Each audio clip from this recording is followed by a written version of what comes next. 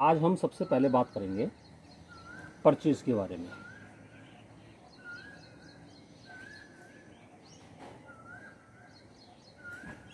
क्रय करना, खरीदना।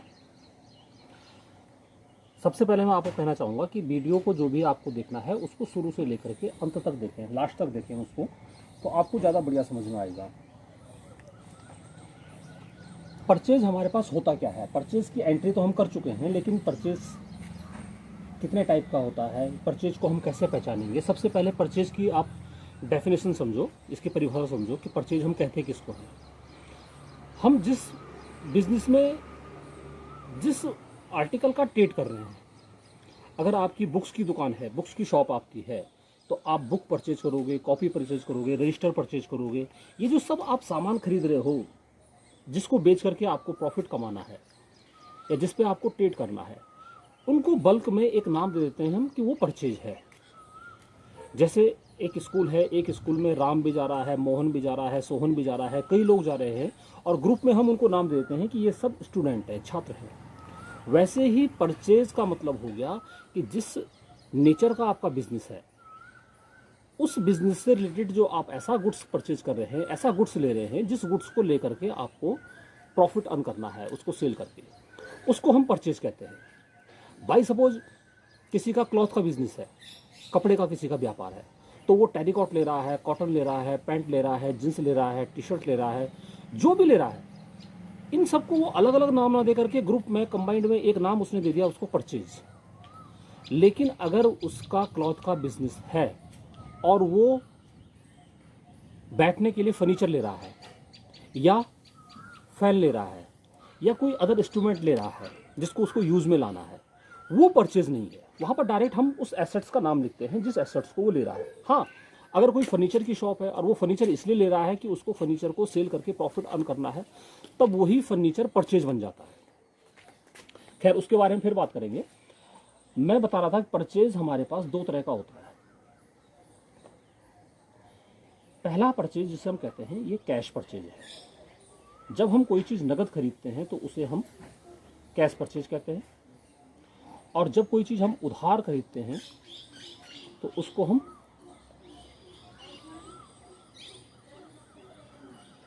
क्रेडिट परचेज कहते हैं। अब कैसे आइडेंटिफाई होगा, कैसे पहचान करोगे कि ये हमने नगद खरीदा, ये हमने उधार खरीदा? अगर आपके पास बुक्स में लिखा हुआ है, देखो, सपोज लिखा हुआ है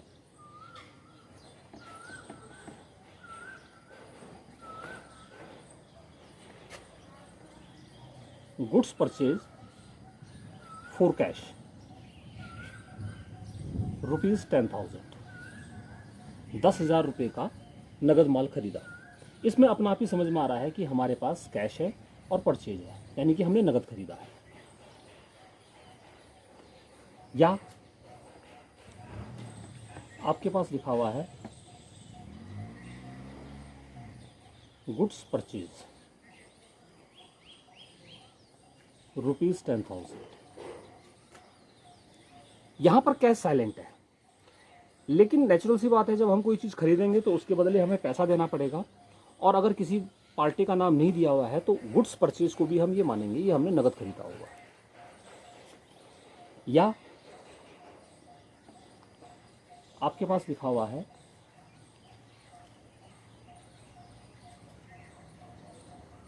goods purchase from Ram for cash ₹10,000। यहां पर पार्टी का नाम तो आ गया, राम तो लिखा हुआ है, लेकिन साथ में कैश भी लिखा हुआ है, तो इसको भी हम नगद मानेंगे। और जब कोई चीज़ हमारे पास हम नगद में खरीदते हैं, नगद में हम परचेज करते हैं, तो वहाँ पर पार्टी के नाम को हम छोड़ देते हैं, पार्टी का नाम हम इग्नोर कर लेंगे।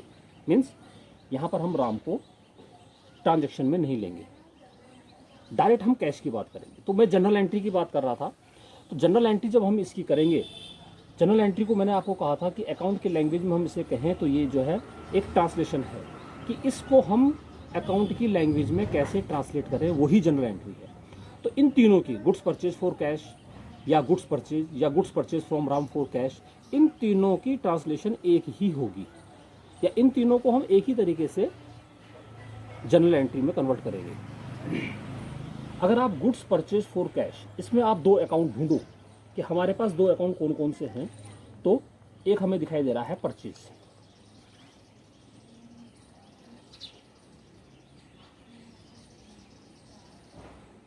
परचेज रियल अकाउंट है। रियल अकाउंट क्यों है, इसके रूल्स क्या है, अगर वो समझ में ना आए तो आप जो है पहली वीडियो को, जो इसकी पहली वीडियो है चैनल की, उस वीडियो को जो है दोबारा से देखें डिटेल से, पहली दूसरी को, तो आपको समझ में आ जाएगा। रियल अकाउंट है, और रियल अकाउंट का रूल कहता है debit what comes in and credit what goes out. जो बिजनेस में आ रहा है उसको डेबिट करो, और जो बिजनेस से जा रहा है उसको क्रेडिट करो। तो हमारे पास 3 स्टेप हो गए। सबसे पहले हमने गुड्स परचेज फॉर कैश, या goods purchase from Ram for cash, इन तीनों में हमने परचेज को ले लिया, क्योंकि तीनों की एंट्री एक ही होनी है। और परचेज लेने के बाद मैंने आपको कहा था पहली उसमें वीडियो में कि हमें ऐसे ट्रीट करना है कि ये जो लिखा हुआ है ये लैंग्वेज हमारी है, ये हम कह रहे हैं कि goods purchase from Ram for cash या गुड्स परचेज फॉर कैश, हमने माल खरीदा है। तो हमें इस परचेज को और इस रूल को, इन दोनों को आपस में कंपेयर करना है कि परचेज अगर हमने किया है तो इस परचेज की डेबिट व्हाट कम्स इन, ये हमारे पास आ रहा है, या क्रेडिट व्हाट गोज आउट, ये हमारे यहाँ से जा रहा है। तो अगर हमने परचेज किया है तो गुड्स नेचुरल है हमारे पास आ रहा होगा, और अगर हमारे पास गुड्स आ रहा है तो रूल कहता है डेबिट व्हाट कम्स, जो आ रहा है वो डेबिट होगा। इट मीन्स हम यहाँ पर परचेज को डेबिट करेंगे। दूसरा, गुड्स परचेज फॉर कैश में हम कैश को लेंगे, कैश भी रियल अकाउंट है, और रियल अकाउंट कहता है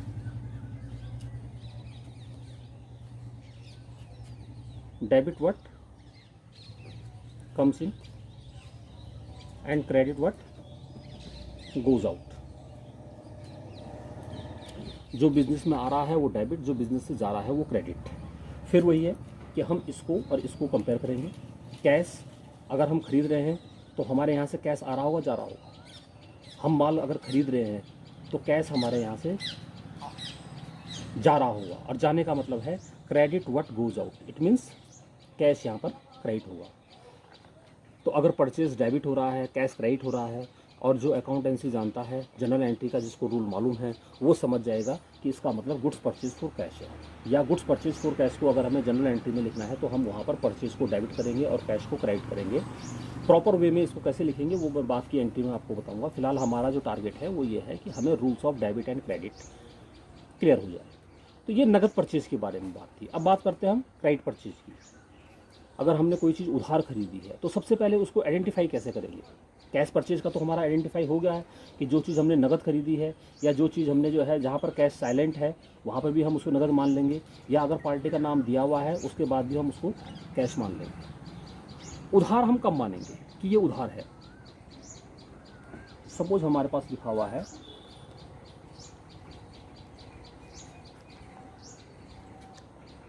गुड्स परचेज फ्रॉम राम ₹10,000। अब ध्यान से देखना, यहाँ पर हमारे पास परचेज है, राम है। जब किसी पार्टी का नाम आ गया और कैश की कोई भी ट्रांजैक्शन नहीं है, कैश के बारे में साइलेंट है, कंडीशन कुछ नहीं कह रहा है, और पार्टी का नाम आ गया, तो हम इसको ये मान लेंगे ये हमने उधार खरीदा है। और यहाँ पर हम परचेज लेंगे और राम लेंगे। परचेज यहाँ पर डेबिट होगा और राम यहाँ पर क्रेडिट होगा। परचेज यहाँ पर क्यों डेबिट होगा, राम यहाँ पर क्यों क्रेडिट होगा, ये अगर समझ में ना आए तो आप जो है इसको मेरी इससे पहले वाली वीडियो में, पहली दूसरी वीडियो में आप देखोगे तो वहाँ पर आपको ये समझ में आ जाएगा। इस एंट्री को मैं पहले डिटेल में बता चुका हूँ। यहाँ पर मेरा बताने का सिर्फ टारगेट ये है कि हमारे पास जो परचेज है, जो हम माल खरीदते हैं, जो क्रय हमारे पास है, वो दो तरह का होता है, कैश और क्रेडिट। और कौन कैश है और कौन क्रेडिट है, कौन नगद है कौन उधार है, हम उसको कैसे पहचानेंगे?